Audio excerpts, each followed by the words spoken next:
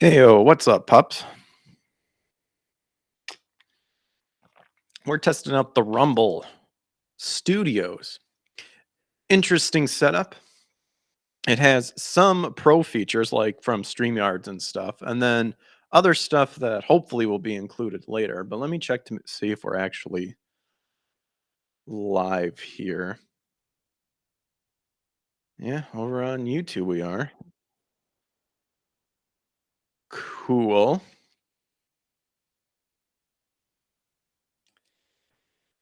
Um, Okay, they made it so that you couldn't kind of like fix stuff up over on YouTube's end, but we are live nonetheless. And then Rumble here. Here we are. Well, this says we're offline. It doesn't make sense. Does not make sense. According to this, who knows? Maybe it's.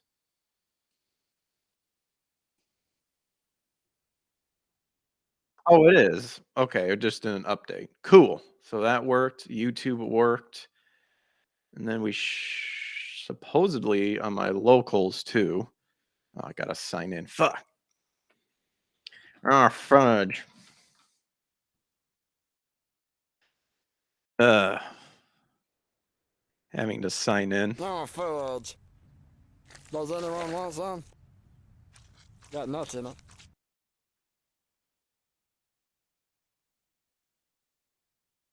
Okay, here it is. On locals.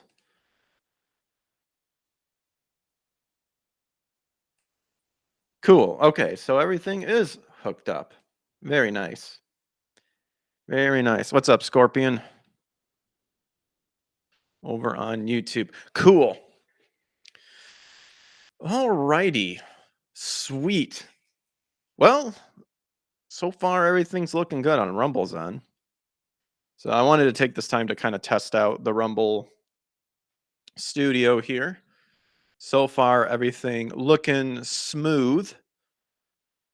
Couple features that I'm hoping will be implemented later, and I've been talking to the people behind the studios a little bit. I was giving them feedback and stuff, and I just submitted to them to have something like an ability to set a video to be to autoplay when you go live. Actually, maybe am I just dumb and maybe I could have done that before? No, okay, it doesn't. There's no feature of that yet. But I do kinda know a way to get around it with OBS. So we might try that until maybe they implement the feature. But we've got videos that we can upload and play the clips.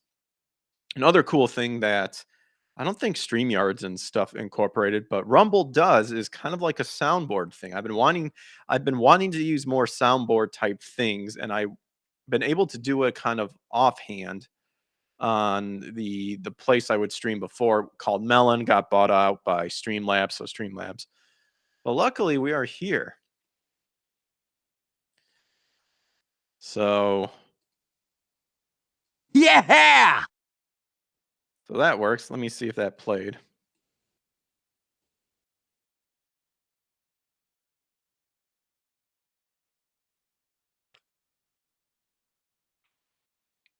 I'm waiting for this to catch up real quick.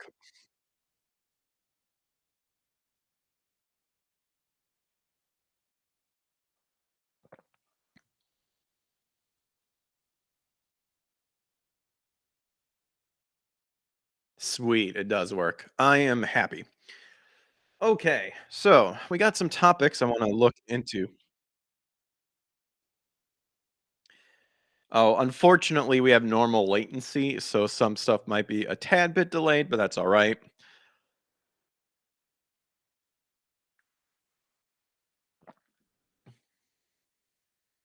But we have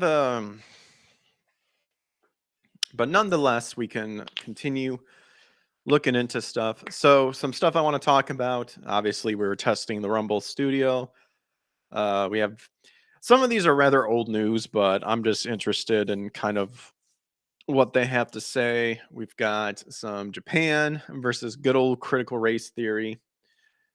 Some more voiceover and actors being worried about AI, and Jamie Marchi, an old clip of Jamie Marchi apparently showed up a couple days ago, and people are pointing out about how you could see that they were changing stuff. So we'll talk about that. We'll see what is up. First thing, okay, like so far the screen capture is good, but like if I extend this here, you can kind of see how it doesn't fully, like if I go down, I wonder what happens if I zoom in on my end. Yeah, for some reason it's not capturing the full thing of, unless I like pull it down like this to show you guys. Interesting. Anyway, it's kind of big on my end, but whatever. So real quickly, this caught my eye. Shrine's Legacy boasting an aura of Secret of Mana. I still need to play Secret of Mana. It looks pretty good. This one's called Shrine Legacy. Apparently, Shrine Legacy is an indie isometric title that will certainly have lovers of retro games excited as it has similarities to Secret of Mana. Oh man, isometric. It makes me think of Landstalker when I played Landstalker. There's an isometric game for Sega Genesis. It was good, but like, man, there were times where it was frustrating. Title previously had a successful Kickstarter campaign. Oh, by the way, okay. Oh, so this is today's article. So this is recent. So it has a successful Kickstarter campaign here, bringing in 36,000, so almost 37,000. The developer describes the game as an SNES-styled 2D co-op action RPG. Ooh. The Kickstarter page claims the game plays like a combination of classic Super Nintendo games such as Zelda, Final Fantasy, Illusions of Gaia, and Secret of Mana. Ooh, I'm intrigued. Players will utilize wind magic to defeat enemies whilst solving puzzles. I like how they wrote whilst solving puzzles, and each gemstone collected gives the player another element to use in various ways. Okay, so we're going with that element of theme that we kind of see RPGs do all the while. That's cool. There's tons of gameplay footage available via the official Twitter. Let's see, Shrine's Legacy. I don't want to open up the link of the, let's see, what exactly, I'm going to open it up in a new thing real quick. The Twitter is, oh, it is at Shrine's Legacy. So you can check it out on Twitter there. So we got some footage here. Pretty cool. I'm going to mute this a little bit because who knows about YouTube being retarded with copyright stuff. I definitely want to see this.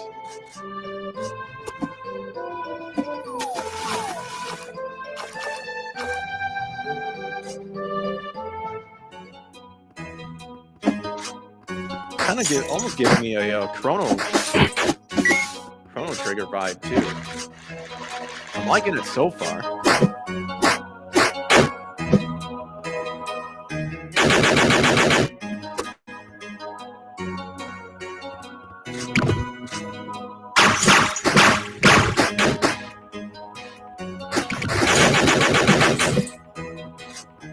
Very nice. Very interesting. About a 2-minute clip here. You can kind of catch the gist here. Yeah, you can definitely see the elements into it. I see some Chrono Trigger elements into it, which looks, I love me some Chrono Trigger, that's for sure. Very cool. I don't want to look in too much because the thing with me with like game trailers and stuff like that, I try not to look in too much about it just because I want to be surprised as much as possible. Here, I'll extend this down a little bit. It looks like we just got some more gameplay footage. So Shrine's Legacy intends to release sometime in 2024 via Steam, so this year. But yeah, I like the title right here. That looks awesome. That sparks my interest for sure. Obviously, you got your puzzle solving. I'm assuming the puzzle solving is more like Legend of Zelda, which is fine with me.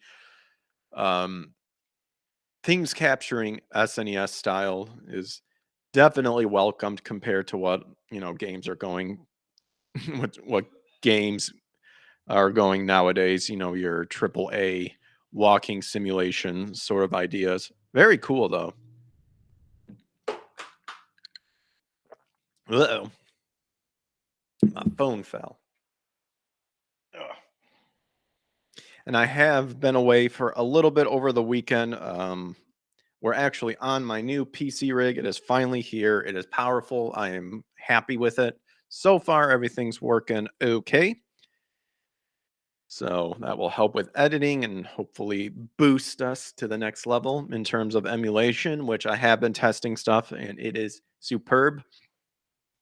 Pretty much can handle Luigi's Mansion 2 now. Still some stuttering there, but that game has been giving people trouble trying to emulate it for quite a while. But aside from stuff happening like every now and then, it runs smooth. So we are rocking that RTX 4070 Ti. Just for my budget's sakes, it definitely helped me. But yeah, I encourage people if people are really enjoying your retro style RPGs and stuff, maybe check this game out. I might check it out too. Looks dope.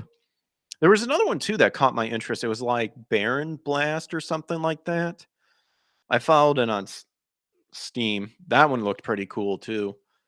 I'll have to look that one up as well. So we had this. So really cool. The one thing about like I can't lower my camera, so apologies for the big uh picture here. It will not let me zoom out at the moment. I can switch to my background. What's up, Loki? Anyway, let's see. So next we have well, that's just that. Looks great. I like games that style. Me too. It looks good. Looks dope. Oh, I already have this over here. Let's drag this sucker over here. Since this is a new type of like Rumble, new type of studio, kind of like StreamYards and stuff like that, I'm trying to get used to it. So let's see. We're gonna share this. So this article has kind of been out for a while now, and I'm sure many people have commented on this. Again, this is from Niche Gamer. Man, why is it not capturing that? I don't. It's really weird that it's the capturing. Whoops, that the capturing method is not showcasing like the top here. Huh.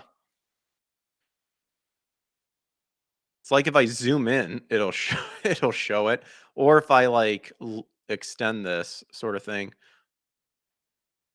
If I pull this here though, I mean if I full screen it, it probably works.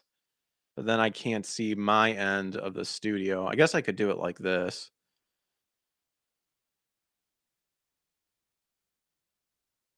Here, I'll bring this over here, I guess. That'll work. Alrighty. So, Japan gaining awareness over Western critical race theory. So, this is a little old news, but just with everything happening with me at the moment, looked into it a little bit. Other people have talked about it, but yeah, Japan's starting to catch on that critical race theory doesn't benefit anybody. It's a bunch of bullshit, and apparently, this person has called it out as well. So, a recently rediscovered Japanese TV program discussed one of the ways in which the West is trying to influence other countries, with critical race theory being a controversial but recent method. And I've actually watched this video.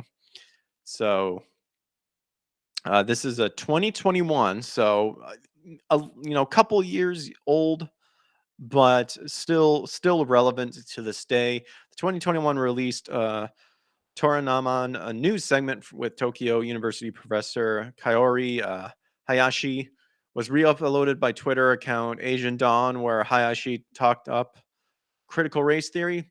The re-uploaded of the segment came with English subtitles and discussed the topic at length and how Japan will seemingly not be so easy to be convinced, I'm assuming, with this political topic. So good for them and don't fall for it. It's a sham. It's a lie. It's a bunch of garbage. They try to, bring that crap over to you. Just tell them Huh. Go yourself. that is what I would recommend. Quote, Japanese people speaking Japanese while living in Japan are a privileged class and they must be aware of it, Hayashi said while explaining critical race theory. Non-Japanese living in Japan who don't speak Japanese are at a disadvantage. Japanese who speak Japanese, being a privileged class, are committing the crime of discrimination. You may be doing nothing, but you are committing discrimination just by existing. It's this kind of argument. It's almost like original sin. And yeah, hits the nail on the head. And this is where it's gotten into that if simply existing, especially over here, if you're a white male, if you're me, simply existing means you're racist in some way, shape, or form, that you have somehow benefited from society in one way or another, not based on the merits of your family or whatnot. It's just you weaseled something. You weaseled something is what it is. And of course they'll say all this bullshit and whatnot, but yeah, this is a very good explanation using using Japan as an example. Of course, makes sense. So this is critical race theory that is being popularized in America, Hayashi said. In America, it's white people. A white male that speaks English, it's considered the most sinful. I'm liking how they use the word sin too. Sinful, original sin, because it's true. Loki says, "What? That's stupid."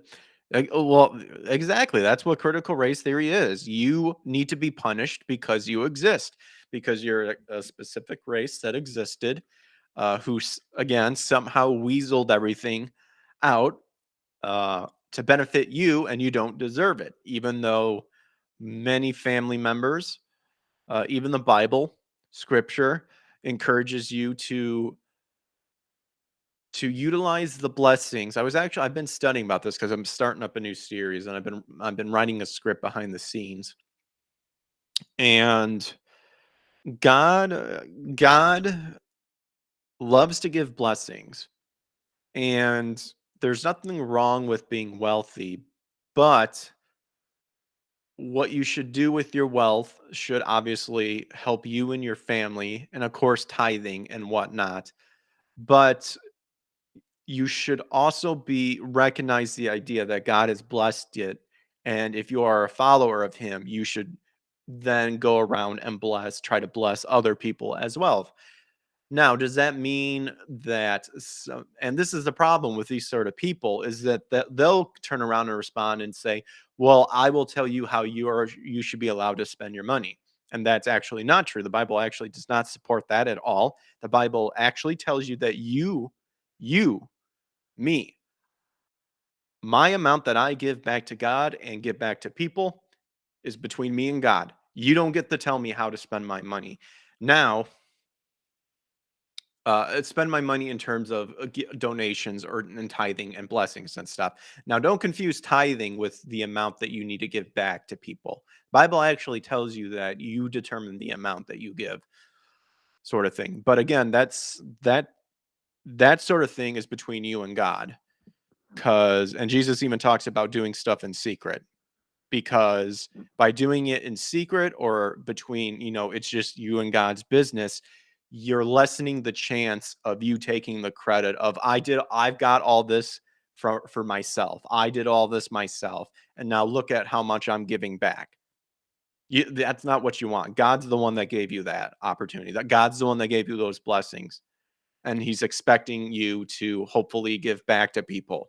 There's nothing wrong with being wealthy. It's the love of wealth that he warns you about. But anyway, Hayashi, being a university professor herself, noted local Japanese governments and schools are taking action to block critical race theory. If only we had like the balls over here to do that. To tell, I mean, we kind of are, but like still, if only there was more. In the schools in Japan, there are a lot of leftists, she said. Man, they've even infested over there. That sucks. They consider this a problem, so each state is forbidding the teaching of critical race theory in schools. There are places doing some countermeasures. The professor gave a warning on the spread of critical race theory, and it said she's a professor, right? A university professor. Yeah, that's definitely the big area where all of this is taking place. It's definitely in the university, but we're starting to see it slowly creep into the elementary school and whatnot, and that's the dangerous part. Both my parents were teachers, so I kind of heard the stories that were happening behind the scenes. And of course, this was back in the '90s and stuff. Things have changed. They're since retired and stuff like that. But a lot of craziness uh, involved in the schools and in the teachings and stuff like that. I'm personally becoming more. I support the idea of just homeschool your kids if you want a good solid foundation that you want to teach your kids, and a Christian foundation stuff. Just homeschool them. Just do it. 'Cause my Eric, my best friend, he was homeschooled and they turned out fine socially, like being able to socialize and stuff like that. Like it's easy. Well, I'm not going to say it's easy, but it's doable. It's doable. And the way they're pushing all this crap now, it's starting to become more compelling to do everything homeschool.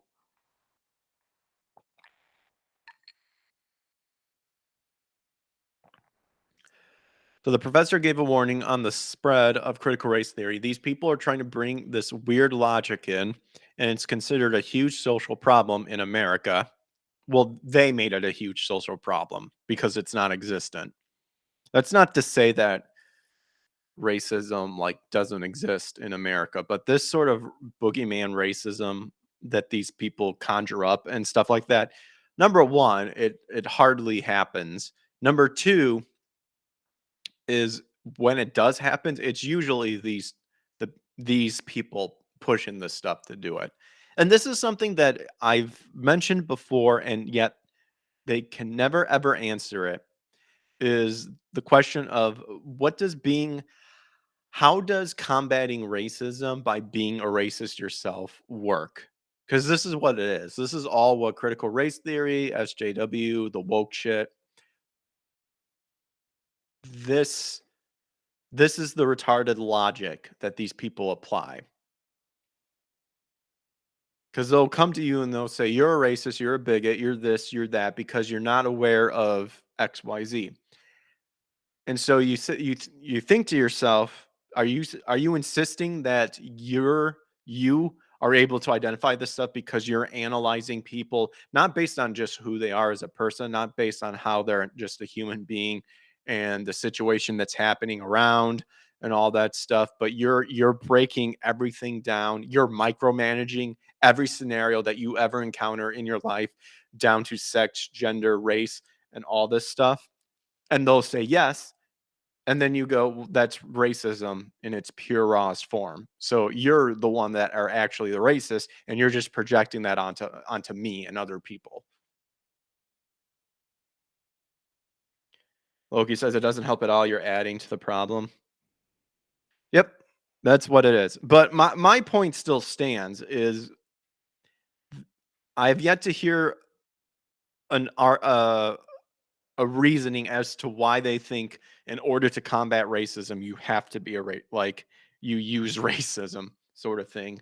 I mean, if you're going to go with the whole fight fire with fire idea, sure, that's fine. I mean, I guarantee you I could take it more extreme than you guys could. Sort of thing. Like you make fun of people, oh, you gun activists and this and that, and it's like, if a war ever broke out, do you honestly think you'll stand a chance during that? We see how you guys melt under like the most lenient of pushbacks. We see how you guys just crumble and melt in fear. Like you fools don't understand what you're talking about. And a lot of them are just sheep following the bullshit and the lies from the secret societies and all that bullshit.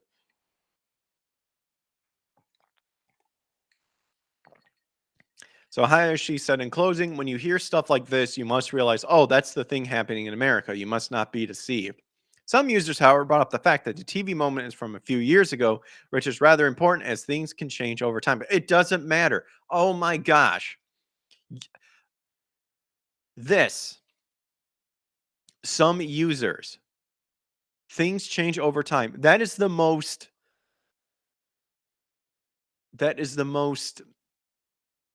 basic form of understanding ever. Of course things change over time. The problem is that we're not seeing it diminish, we're seeing it grow.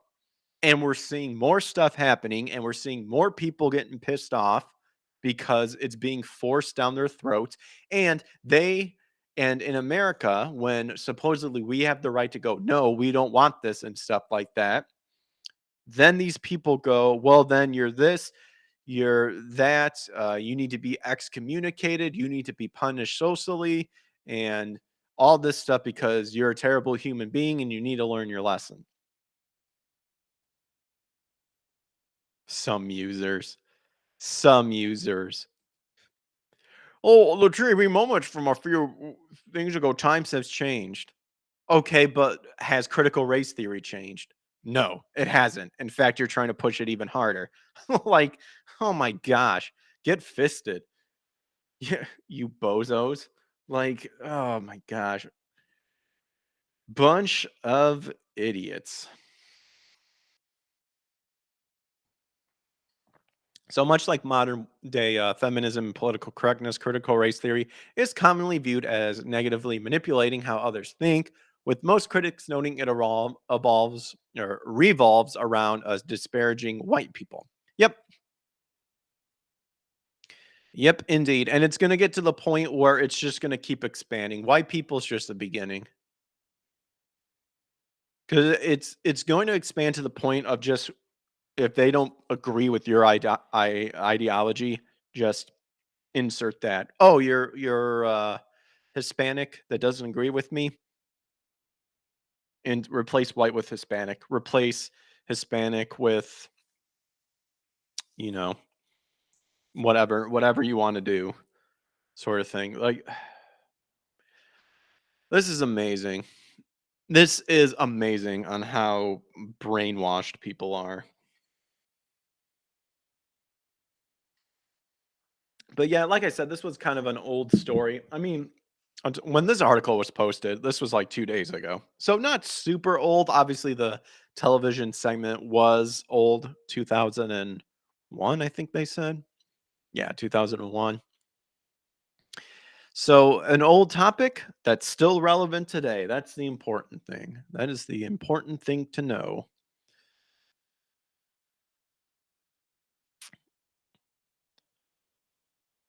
So I think you can.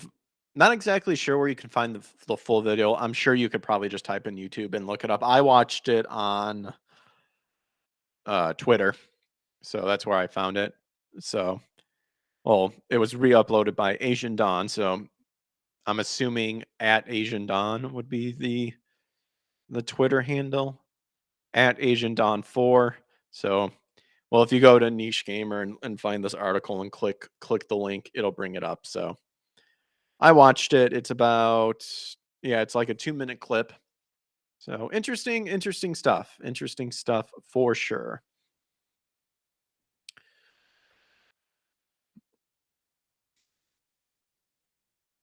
All right. Next on the old list that we have, this one caught my eye. This one's a kind of an old article from Bounding into Comics, but I think with all the AI stuff taking place, it definitely can benefit towards today. Let me just get this here up. Here we go. We have Warner Brothers animation executive Sam Register. His name is Burley Register. And Hollywood insiders don't want voice actors or storyboard artists to worry about AI taking their jobs. They took their jobs. They don't worry about it. They took their jobs. Don't worry. Don't worry, he says. I will save you. I don't know if that's what it says, but We're going to read the article to find out. So they decided to pull you in by having a picture of the Iron Giant. So AI was a huge concern for striking writers and actors last year, but their fight against technology replacing them isn't over, nor is it limited to those two fields. Oh, it's just beginning because we're definitely see it with localization. Not only a certain Japanese studio is using AI to write accurate translations, but people used AI to fix the one Jamie Marchi thing, which we have a Jamie Marchi article also pulled up, by the way, which I thought was funny. But they're already starting to do with it, so it doesn't matter if the strike is over and whatnot. Like this, that's far from over. Far from over.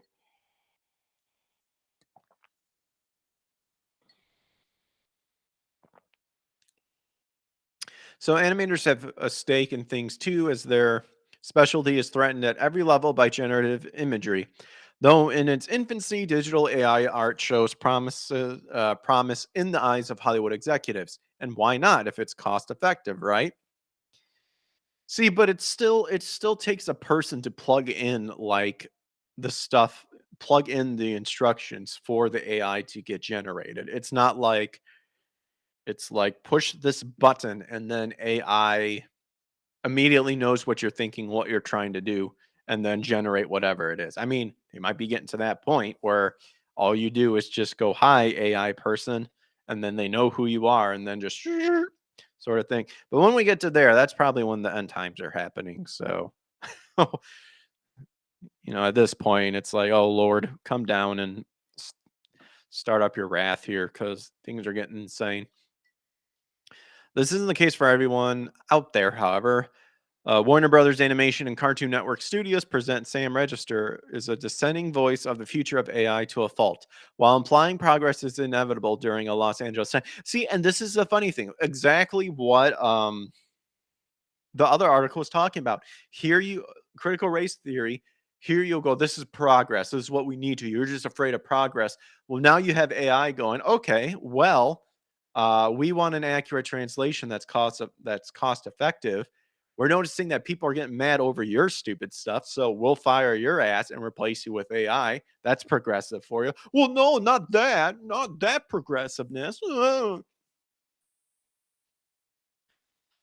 While implying progress is inevitable during a Los Angeles Times roundtable, he wants to stave it off and protect artists as long as he can. Animation is a visual medium. It is, but so far I haven't seen anything AI can do visually that an artist doesn't do better currently. Well, considering AI is probably still in like the very early stages. Like we haven't seen like AI has been worked on for a while. Yes, but we're seeing stuff exploding now. Just now exploding to where you can type in big boobed anime girl with red hair, blah blah blah blah blah, and put in all the fancy that you want, and then AI is going to collect all that stuff and put it together and be like, here's your dream, here's your sex doll. you know here's your dream girl. It's now just starting happening. You could probably even make the argument that AI started happening when they started doing the virtual reality stuff.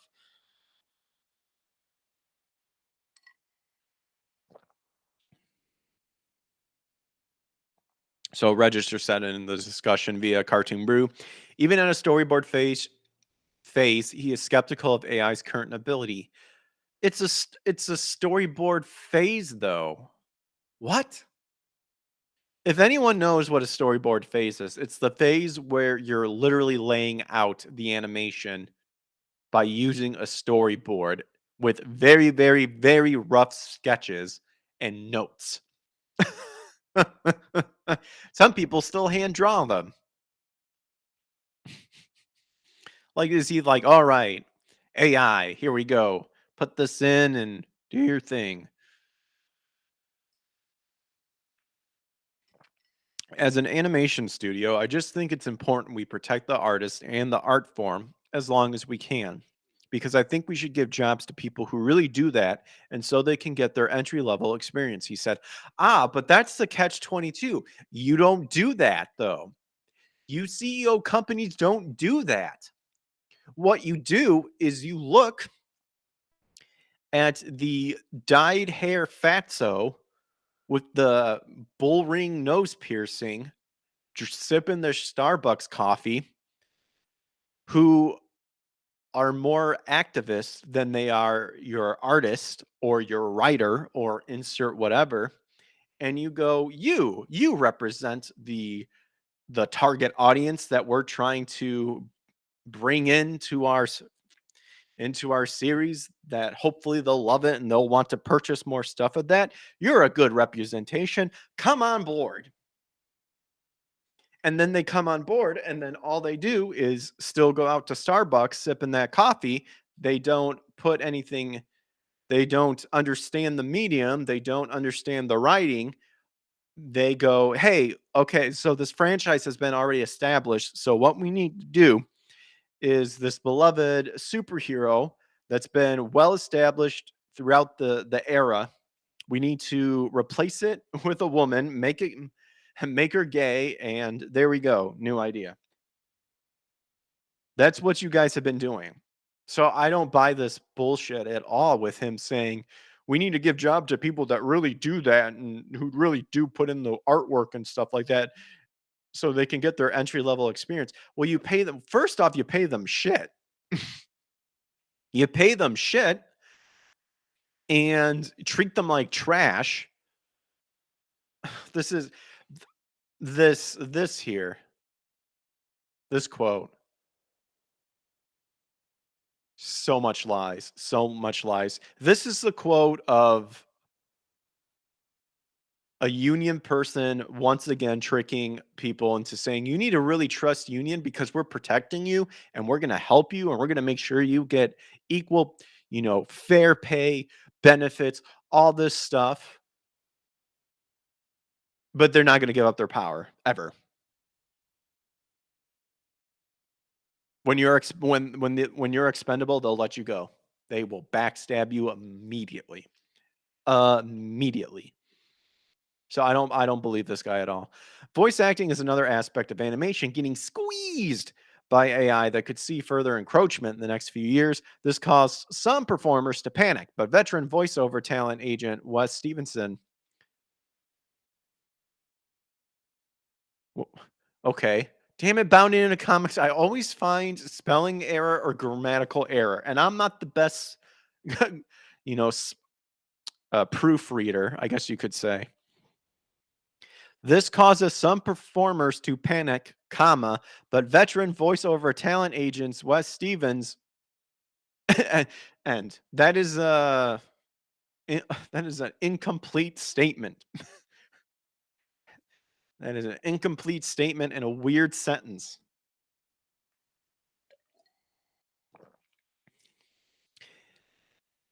Let's try to fix this. This caused some performers to panic, but not veteran voice actor or voiceover talent agent Wes Stevens. There you go. They forgot a word, but not. He has seen many advancements change in the game since 1994. Like I said, like the stuff has been happening for a while. It just hasn't been this extreme. From email to cloud technology, but that's not AI though. That's communications. That's electronic communications. What?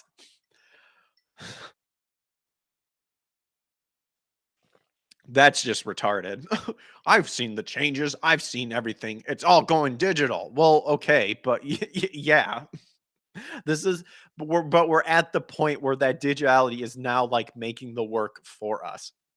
But then again, it's no different than working at a factory and the machines are the one putting the car pieces together, but yet you're controlling the controls. This is no different. Again, this is a lot of these people, a lot of actors, a lot of voiceovers, a lot of voiceover artists or actors. They're actors. A lot of actors, a lot of writers, a lot of this. What they're really scared of AI is their ass getting fired, because that means that their time is up. Their bullshit is slowly being revealed. The skeletons in their closet, their inability of caring about the actual franchise, putting in the work and all that stuff, it's about to be exposed. AI is exposing all this stuff. It is exposing the idea that a computer can do the things that you guys do. And the difference is the AI can be slowly tweaked and improved to make it better, while you guys refuse to better yourselves. That's what's happening. But people want to make AI to help, though. That is different. Yes, there are pros and cons of AI. And that's the thing with anything. A lot of medicine, like a lot of medicine, are a lot of drugs are a lot of our medicine that have been twisted and corrupted. That's what it is. And you've seen this. This traces all back biblically. It traces all back. This is nothing new. Again, the main thing that these people are afraid of is that their laziness is going to get replaced by AI that doesn't show laziness. It just does what it's told to do.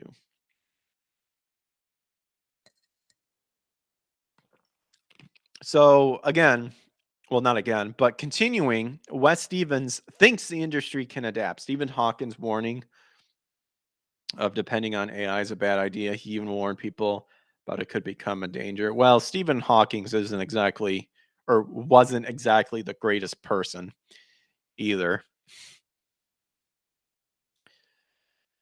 Especially on that old list. Yeah, we're not going to say, just in case if YouTube decides to be gay. So he goes on by saying, I think flexibility creates scalability in terms of the volume of business that can be done in a given day. And I think this is what's going to happen to some extent with AI, Stevens said to Backstage. Anything that frees us up and allows us to be more involved in things is a good thing, as long as the quality of work is not getting dinged by the volume, or dinged, I guess. Dinged by the volume. But that, and there lies the problem, is that the people that you're hiring don't put in a good quality of work. That's the problem. Again, this is probably going to be a same thing that I'm going to keep bringing up, but that's the truth. I don't believe in these people, because these people are hiring people who are activists and don't give a shit about the field they're in. They're only being hired because if they're not hired, they'll bitch and whine and go out and cancel you, or try to cancel you. That's the reality. With where generative AI stands today as a help or a hindrance, he shares Register's assessment. Generative AI as it exists today on the voice levels is really basic, says Stevens. I've seen it demoed. There's something there, but can it do what voiceover artists do? 100%, absolutely not. Try having it read the soliloquy of Hamlet and put in all the nuances, subtext, depth of character, and suffering. It can't color things that many different ways, he added.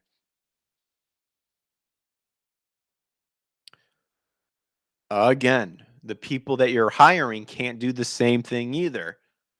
So people are going, well, fuck you then. I can save money by having this coding, this software coding do it for me.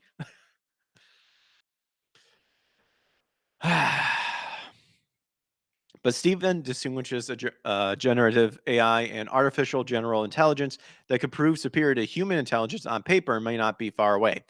AGI would create a whole other rush. It's going to be very different than generative. I'm not scared of it. As a society and as an individual industries, we have to be smart about it, he said. Other words, we got to make sure that we're the ones in control. On the performer level, we have to ask if there are going to be organic signatures, whether that be your face, your expression, your tone, even like the interactions we're having right now in this interview, has all sorts of organic elements to it that are very nuanced, very individualistic, he added. And again, this means not, he's just trying to shift.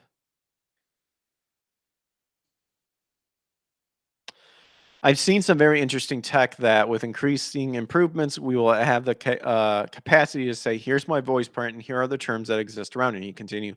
Lastly, on the subject of AI, Stevens explained, no doubt there'll be collective bargaining agreement terms, but I'm not scared of it. I think the last thing you want to do is slam on the brakes and don't do anything, because technology will move ahead without us.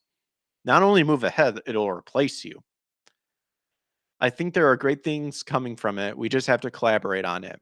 Translation, we need to make sure that when it comes to being utilized, we're the ones in control, so that we can then gatekeep even further and destroy any sort of opponent that we ideally don't agree with. So there was that. Like I said, this article was written January 18, so I don't know how, like, when he actually talked about it. It could be farther back, but still relevant to this day. I thought it was. I had first time reading it, very interesting, very impressive. But yeah, a lot of people just worrying about, again, a lot of people trying to hide the true fact that they're just scared that their ass is going to get replaced. Because if I'm not doing anything now in here, and then there's an AI who can do the same thing that I'm doing but cost less, of course they're going to go for the AI.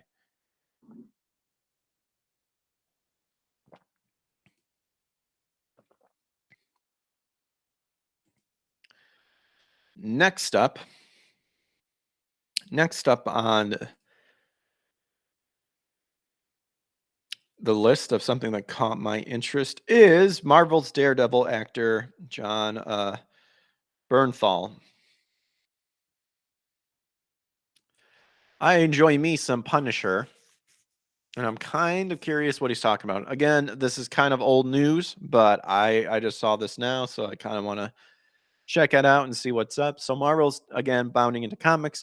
Marvel's Daredevil born-again actor John Bernthal says that the Punisher is popular because there's a little bit of Frank Castle in everybody.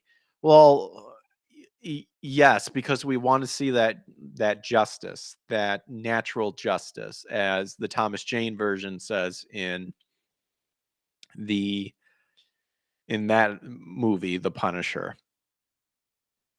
Not vengeance. Vengeance is a emotional response. No, I'm talking about true natural justice, true punishment.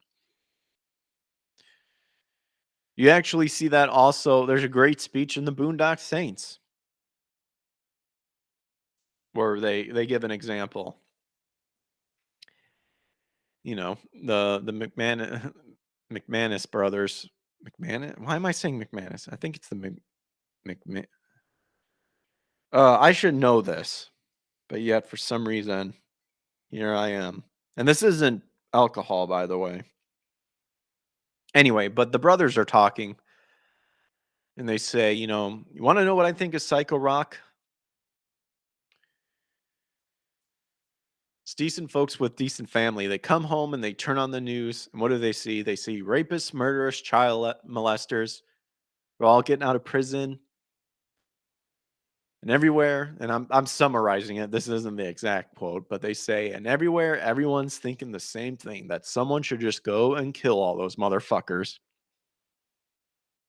That's the same thing with the Punisher.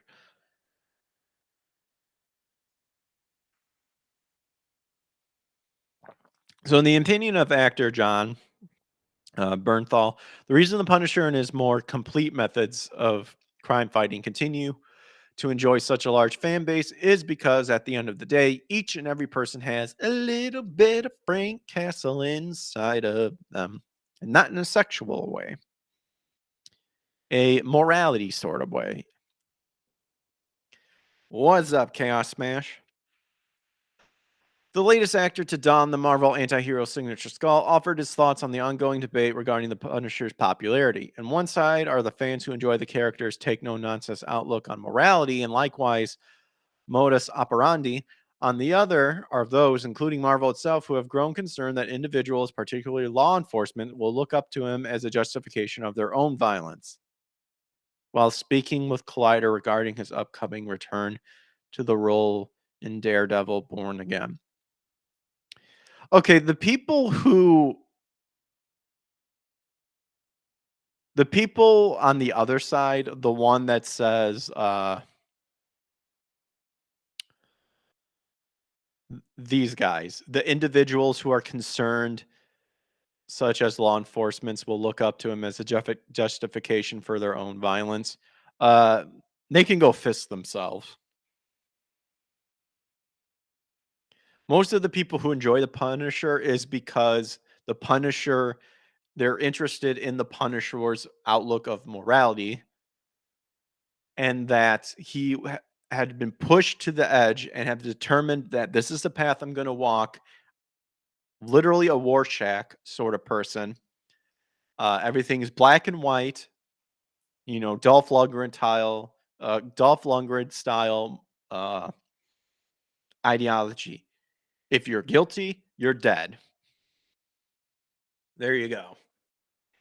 This I understand what they're getting at, but the people, like what Bounding into Comics is getting at, writing it this way, but this is not what these people think about.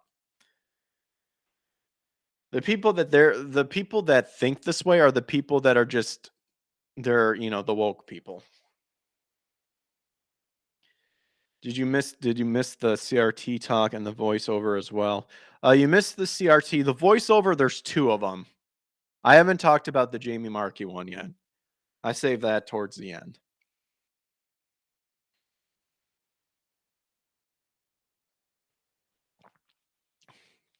So Daredevil Born Again.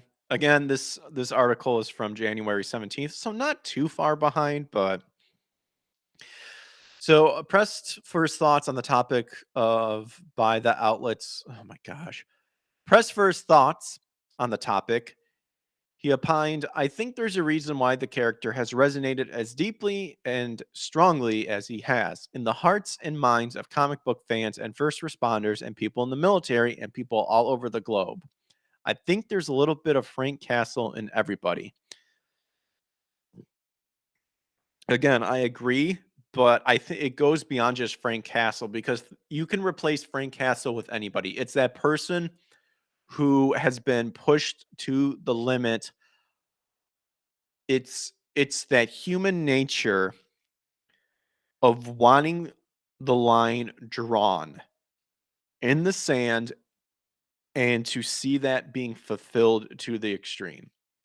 It's this or it's this. Funny enough, Christianity is like that. Jesus was actually very like that. Jesus says it's either from God or it's not. There is no in between. But the irony of it is that we're in a world that's very black, that's very gray because it's been corrupted by us mostly.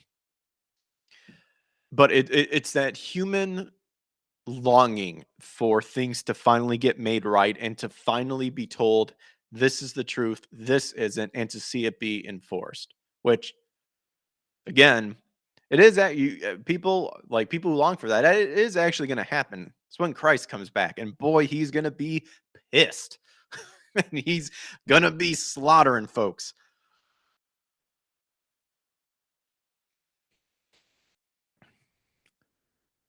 So he exists very strongly inside of me, and I care about that character deeply, the actor added.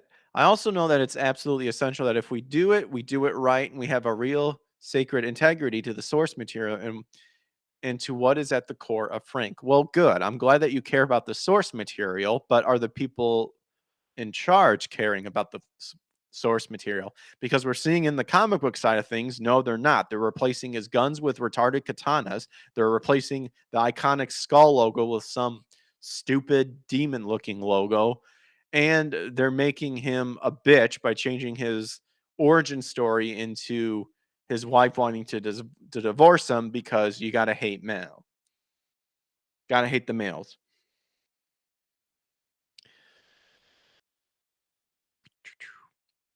Oh, look at that. Crash. Now what?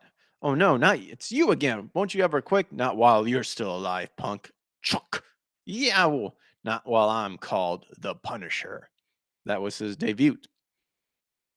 Obviously has come a long way, but look at that. Look at that. He's even strapped right there. Beautiful. Notably, this is not the first time Bernthal has expressed such a deep-seated connection with an appreciation for the Ebony Executioner. Hey, don't call katana stupid. I guess they replaced it more with knives, which the Punisher does use knives, but not as the main source. He uses weapons. You know what I mean. So, as during a December 2021 with the Hollywood Reporter's Brian Davids, whether or not in the light of the Marvel Cinematic Universe turned towards multiverse storytelling, he would ever consider once again stepping into Frank's boots. The actor asserted that character in particular has a really, really, really deep, deep meaning for me and resonance in me. He's really in my heart, man. He's really in my bones. I'm enormously protective of that character to continue. I've said before that there's nothing in this world more important to me than my wife and my kids. Only until you understand that kind of love and what it really means to willingly die for somebody do you understand what it would be like if someone took them from you. That's a road and a darkness and a rage that really, really scares me and brings me to places that I've worked the last 20 years to get away from. So I was really grateful, respectful, and wary of the places where that role took me and the world in which I had to live. Chuck Dixon, a normal level headed guy. Yeah, Chuck. Yeah, Chuck is someone who wrote The Punisher and cared.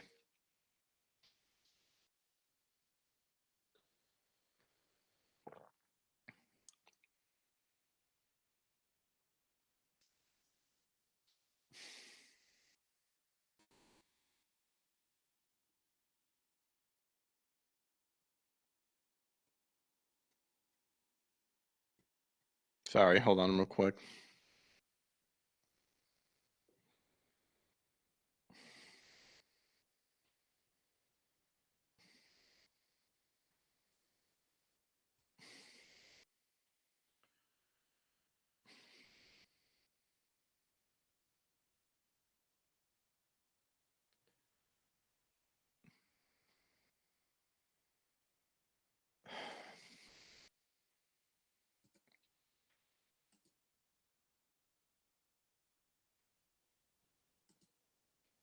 All right. Uh, so we got another thing about Punisher.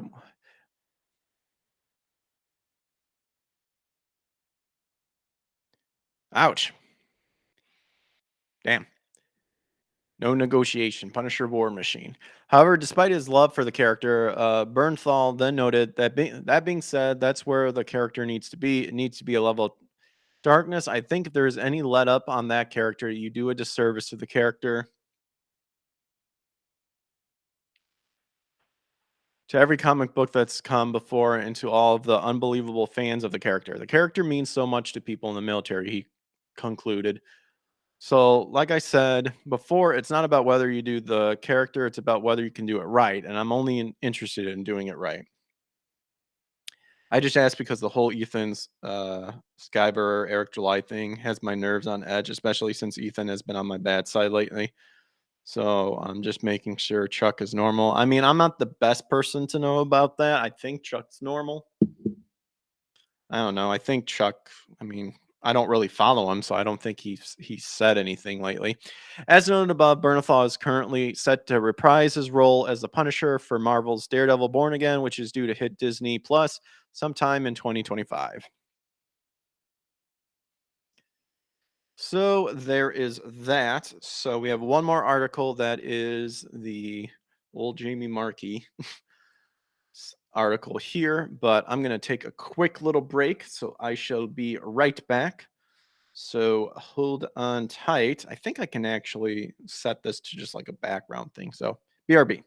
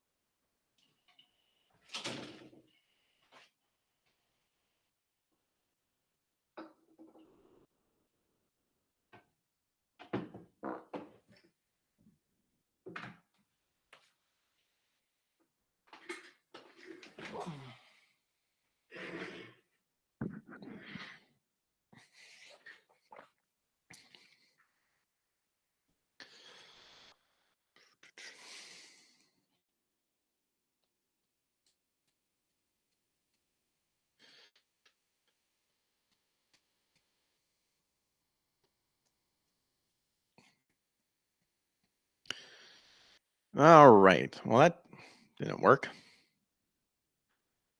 Let's see. That was not the appropriate share screen. Bang, bang.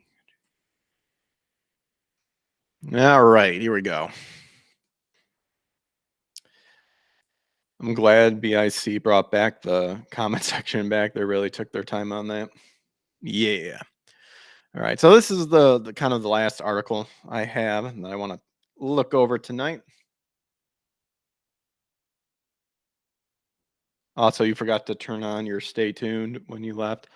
I didn't have it set up because I'm using Rumble Studios because I wanted to test it out and stuff like that. And it has some features that I kind of work on, but I know how to get around it now. Sort of thing. So I didn't have anything that says stay tuned. However, I do have that. Oh, that covers me. That doesn't work. What the heck is that? I can move it centered or top. Well, that's garbage. Well, in any case, like I said, work in progress. But we have one last article to look into. This was written in January 17th, but I just noticed it. And of course, ties in with the whole voiceover AI. We have resurfaced video shows former Funimation scriptwriter Jamie Marchi proudly toting wild changes made to Panty and Stockings English dub. You want it to be different and original. That how is something different and original at the same time? Doesn't cover your head, unfortunately. No. So, hot off the heels of her infamous dub of Miss Kobayashi's Dragon Maid becoming the focus of yet another round of localization discourse, a video has resurfaced showing Funimation scriptwriter Jamie Marchi proudly boasting about the massive changes she made in the English script of Panty and Stockings with Garter Belt. Produced by Studio Trigger, predecessor Gynex. No, Gynex. Panty and Stocking with Garter Belt is a 2010 action-packed comedy anime that revolves around the misadventures of the Titular Anarchy sisters, Panty and Stocking, a pair of angels who constantly battle whose constant bad behavior eventually gets them booted out of heaven and banished to the ghost-plagued Dayton city. Once there, the two are tasked with using their magical transforming lingerie weapons to defeat a number of Dayton City's evil spirits, as doing so will earn them the special heaven coin currency they need to buy their way back home. What about Gynex? I like Gynex. They did Neon Genesis Evangelion. I'm just saying if she's done Guy Next dirty, that's unfortunate. So the topic of panty and stocking with garter belts English dub was first raised in regards to the latest localization discourse, courtesy of its lead English dub scriptwriter and panty voice actor herself, Marchi. Oh, yeah. She also does the voice too. Oh gosh, Mars girl. Oh geez. On January 8th, offering her own take on the discourse, Lupin, the third person over the past video technician, Kaylin Sasato or Sasato, aka Arms Girl, dismissively asserted that fans unhappy with the English localization industry's constant butchering of Japanese work and declare were acting as if writing a word you didn't like was akin to war crimes. Oof. Man, you think writing a word you didn't like was akin to war crimes. Man, you think it would be easy to just translate it correctly, regardless if it doesn't fit the social norms of English because it's Japanese. This is just an excuse to say I'm shit at my job. In turn, Markey taunted, if they're really so upset about literal translation, can you imagine how much they freak out if they'd ever watch Panty and Stocking? From there, Markey was met by a comment from Twitter user LupinFan83, wherein they mocked all these trolls over one sentence referring to her patriarchy edit of Miss Kobayashi Dragon Maid. They lose their minds if they watch ghost stories. Hope to God you're adopted. Who says this thing? For context, when given the Western rights to produce an English dub for Studio Parrot's 2001 anime adaptation of Toro Tsunamitsu's children's series Ghost Stories, localization Studio 80V Films were given nearly free reign to do as they pleased with the script by network owner Fuji TV. Their only rule, as recalled by voice actor Greg Aris, who himself provided the dub performance for the series, Leo Kakinoki. The ADV Films crew were that, quote, we couldn't change the names of any characters, we could not change how the ghost was killed, and we couldn't change the meaning of that episode. As such, the ADV Films recording sessions went absolutely off the rails, resulting in one of the most fever dreamish and nonsensical dubs of all time and a subsequent existence as a cult classic. I was pronounced Lupin, but I found out it's pronounced Lupine. It's strange, but it is what it is. I don't give a shit. Lupine. There needs to be an N at the or an E at the end there if that's the case. But in any way. One, I've never seen ghost stories. Two, my thing would still hold up of, well, at least follow the translation. But that's the thing though. See, this defeats the purpose. This actually goes against these retards' argument of, oh, they lose their mind if they watch ghost stories. They literally got permission from Fuji TV to do that. And did Ghost Story talk about Western politics or anything like that? I haven't seen it, so I don't know. I'm gonna assume no, since it's way back in 2001. And plus, these people would be absolutely ass mad if I hope to God you're adopted was said nowadays today. Now here. So crackhead ass into some rehab. I ain't got time for this bullshit. Look out, Ted! Look out, Ted. Looks like it's you and me, Raggedy Ann. Call me Barbie. Okay, fine. Looks like it's you and me, Barbie. I'm going fucking crazy. The number you've dialed. Yellow. All right, everybody. Okay.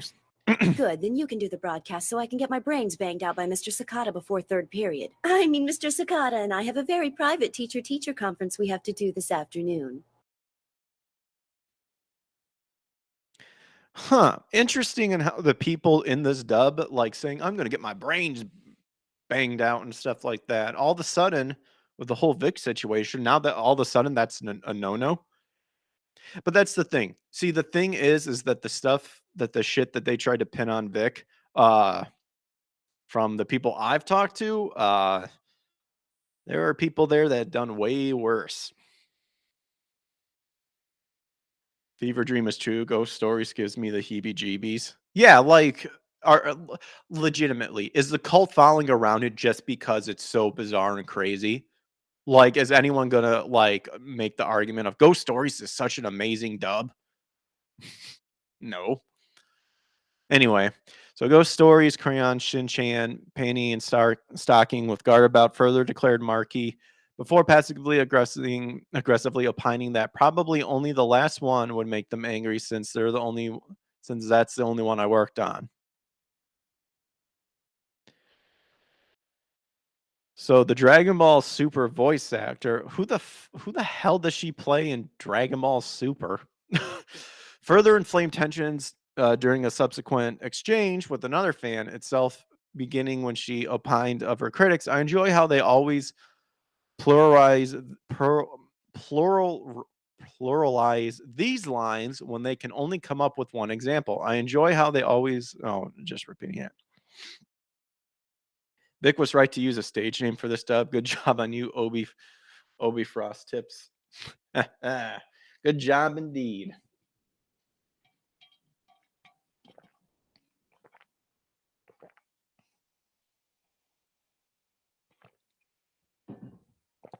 We're playing the Marquee. Then inserted.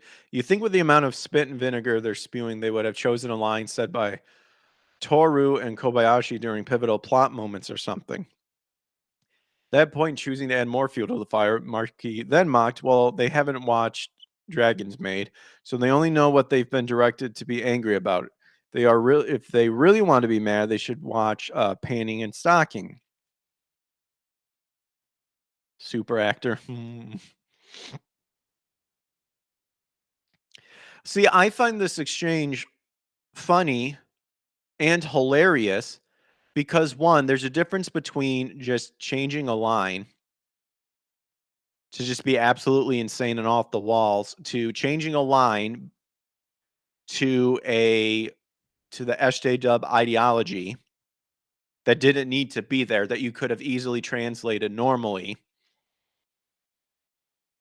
And the icing on the cake is all the stuff in this Ghost Stories panty and stocking stuff. You literally cause defamation on Vic. You cause, like, you did it. Collect my thoughts here. All this shit that they're spewing is literally the reason why you said Vic needed to be kicked out of the industry.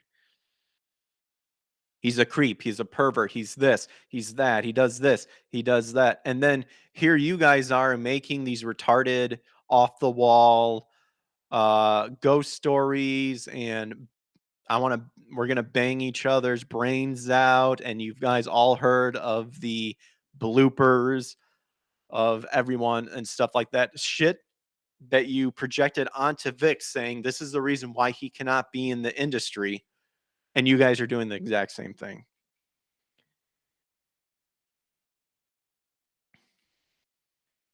Jamie voiced someone named Margarita.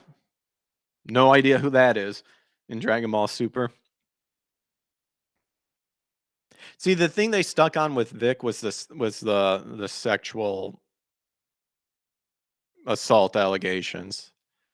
That's the thing, which again, from the stories I've heard, Vic's so-called stuff that he's done isn't nearly as bad as other people's.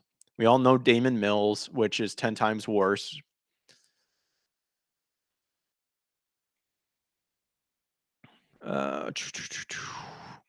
Let's see. So, unwilling to let this baseless antagonization stand, fans went digging through archives of various materials, from tweets to interviews to panel appearances, in search of any information regarding her approach to panty and stockings with Gardabelt Stub.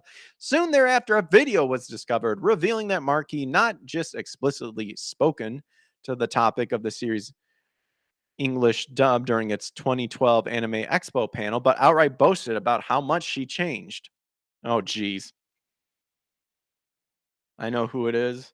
Are you able to make out what it looks like? Yes. As seen in the video during the Q&A portion of the panel, Marchi is asked for insights into her decision to overload panty and stockings with Garterbout's English script with curse words, to which she explains the reason a lot of those words are in there is because you want it to be different and original.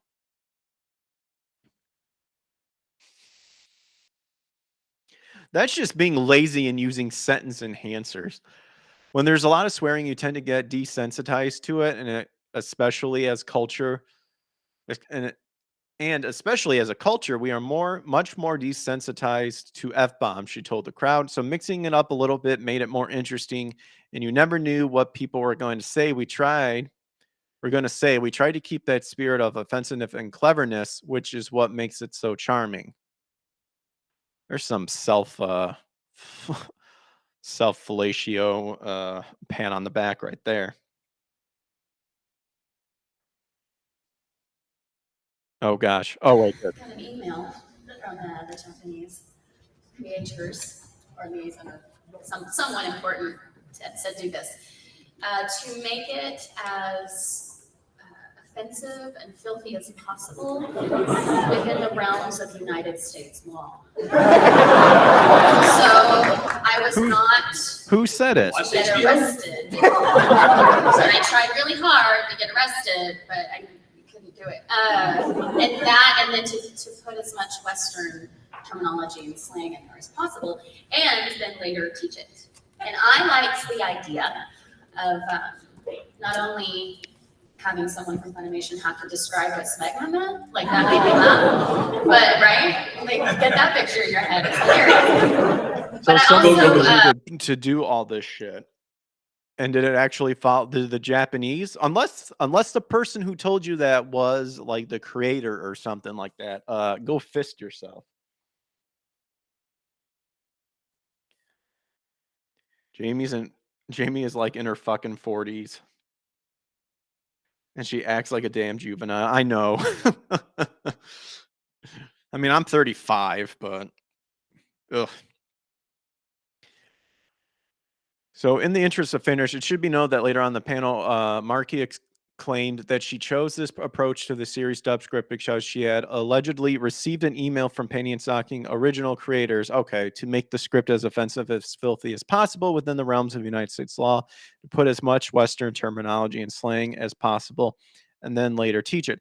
However, to this same end, it should also be noted that as of writing, Marchi explains Marchi's claims exist as the only public mention of this supposed request. Oh, really? Yeah, so that's a big sus. Like if the original creator said it, that's fine. That still doesn't change the fact of like this idea of, oh my goodness, they should see panty and stocking. Okay, you're swearing a bunch, you're doing all this shit. Yeah, whatever. Like we've heard that. But you're not making it political. Like this comparison is so retarded. It's so dumb. However, oh right, I already read that. Oh, that was the end of the article. Yeah, again, this doesn't change the fact, though, that you're changing lines to purposely insert a specific ideology that has nothing to do with the story or anything, to where, just go crazy with it. Throw in a bunch of swear words, make it raunchy, do this and that. Like, we'll be, that's fine. Like huge difference. Oh my goodness gracious. Let's check the comments though. That'll be pretty funny. So, well, good news for anime fans. There's a YouTuber that trained an AI model based on Jamie's voice and used it to redub the dragon. Yeah, we've heard that. Woke translators won't give us what we want. We now have the power to do it ourselves. We can take some minimal satisfaction in knowing Marchi's localization career is over. No sane studio will ever hire her again because true fans of anime will never buy anything attached to her. Unfortunately, no Western studio is sane. They're all high off of the woke mind virus supply. Sadly, the KK of anime will only fail upwards unless Japan really gets involved.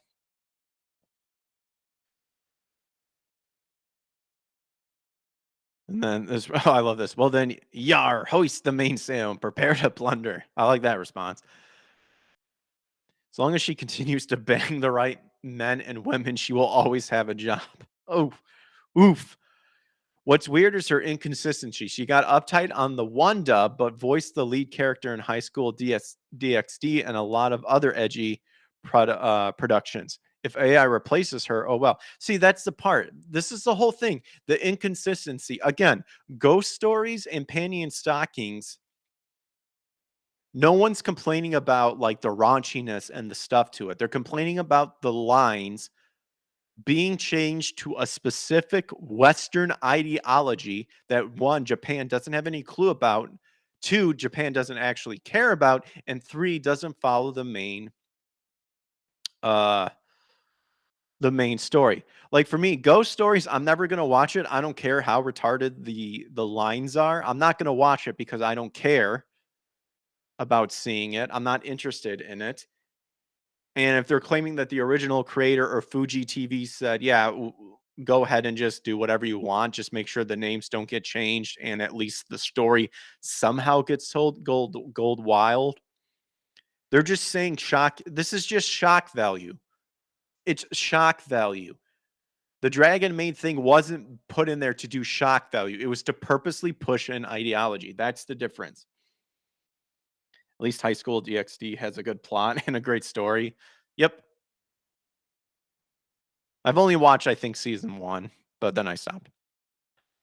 Someone said, I'm so glad I dropped dubs decades ago. It's absurd to think that the Japanese would allow their property to be a playground for talentless hacks to try their lack of writing skills. Hopefully, the controversy resurfacing, all this will be enough for them to distance themselves from the Funimation weirdos.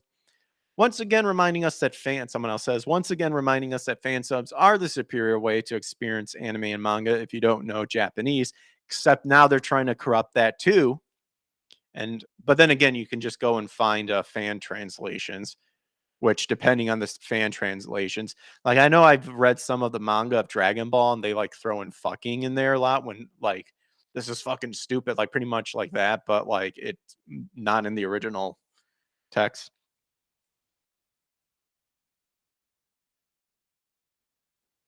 Nice. I added the red background to make it pop. The red works great. People keep saying ghost stories is funny, and I'm over here thinking, are you retarded? Dude, it sounds retarded. It sounds absolutely retarded. One of my favorite pastimes is comparing fan subs to the official subs. It's always hilarious. Yep. It's amazing on how the fan subs are more accurate because they actually give a shit. 3 years ago, nobody knew the name of any Western localizers. Nobody cared. They aren't supposed to be important. Exactly. They're supposed to be, you guys are behind the scenes. And besides for being in the credit, like your job is to showcase it accurately out of respect. They're supposed to be an invisible part of the production, like the sound engineers and the effects artists. Yep.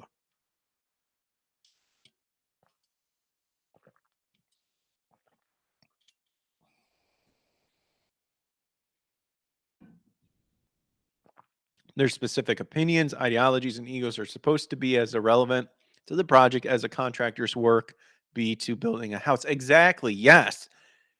Like you don't see contractors going off and going, well, I don't like that this door's here, so I'm just going to go ahead and make a door over here.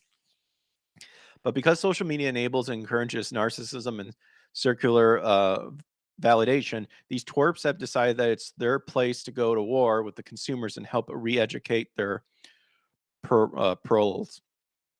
Yeah, this guy is absolutely right, 100%. And that's never what it was about. You never saw this back in the day. And if you did, it was kept behind the scenes. But this is exactly correct, is that these retards have now made it to where part of the job and the criteria is to push that one narrative. And you cannot allow anybody else who thinks differently to be involved in. AI is speeding the demise of the Western translator. That's why it's so funny, is because AI, you have these fat slobs who are being lazy and not caring about the translations. Then you have this AI who doesn't care about the translations unless told otherwise and could be more cost efficient. So, of course, who are you going to think? Who are you going to think they're going to pick? Hey, Jamie, why don't you come out and say Japanese people suck? Wonder if she has that big mouth after she loses her job thanks to AI dub and thanks to subs for avoiding this garbage. Canadian Rebel, both Jamie Marchi and Kaylin Sacedo or Arms Girl are pigs. Yes, I went there.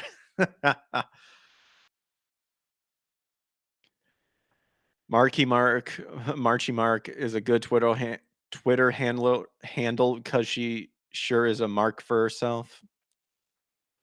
I remember Studio Guy Next. It basically doesn't exist anymore. Me too. Former workers ended up at Kahara and Studio Trigger. Yep. Would the salt shield for woke localizers disliking everyone's comment please stand up? Or are you too much of a coward to say your piece? Oh, someone's calling out. I guess everyone's going down. Welp. AI is too much stuff now. Is in too much stuff now. I think it's starting to explode into starting to become more integrated just because it can be adapted and tweaked right to kind of showcase and help out. But you still need that originality, like that original touch to it. Well, that's all the articles I had for tonight. I'm liking the Rumble Studio. We're gonna have to do some stuff to kind of get the flow more going, but it worked. Worked well. It connected to all the platforms that I wanted to. So I'm gonna go ahead and call it for now. So I'll take only the AI translation. Everything else involving AI, yeah. If AI translations are really accurate, that's one thing. But like, yeah, if you use AI maybe for a basis of art or something like that, maybe. But in any case, calling it for tonight. Thanks to everyone who hung by. Don't forget to smash the subscribe, punch the thumbs up, and ring the bell to turn on notifications to get notified when I come online. Hopefully I should be game streaming tomorrow. But yes, so far I'm liking everything, and we'll continue to test out Rumble Studio and hopefully see it grow. But thanks Loki and Chaos for swinging by. You guys have a good rest of your night. Take care, and I'll catch you guys on the flip side. God bless my voice. See you guys later.